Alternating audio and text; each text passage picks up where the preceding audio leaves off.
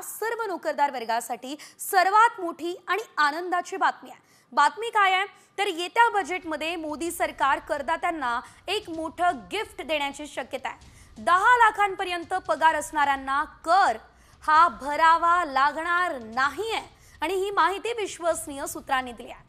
त्यामुळे लाखो करदात्यांना आणि शहरी मध्यम वर्गाला हा सर्वात मोठा दिलासा असेल।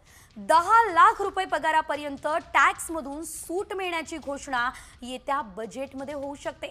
केंद्रीय अर्थमंत्री निर्मला सीतारामन येत्या 1 फेब्रुवारीला बजेट सादर करतील आणि या बजेटमध्ये तब्बल 10 लाखांपर्यंत जरी तुमचा पगार असेल तर तुम्हाला या ठिकाणी टॅक्स भरावा लागणार नाही, कर द्यावा लागणार नाही अशी घोषणा होऊ शकते। टॅक्स पेयर्ससाठी, करदात्यांसाठी मोठी बातमी। ग्राफिक्स बघतोय 0 ते 2.5 लाख रुपये 0% जुनी कर प्रणाली आपण पाहतोय। 2.5 ते 5 लाख रुपये 5% कर द्यावा लागतो। 5 ते 10 लाख रुपये 20% कर भरावा लागतो, तर 10 लाख रुपयांवरही कर जातो।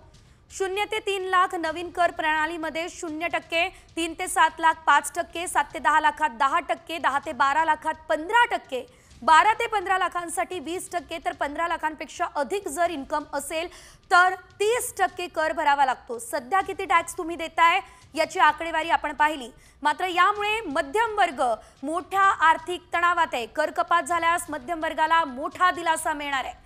कर कपातीचा सर्वात जास्त लाभ हा नोकरदार वर्गाला होणार आहे।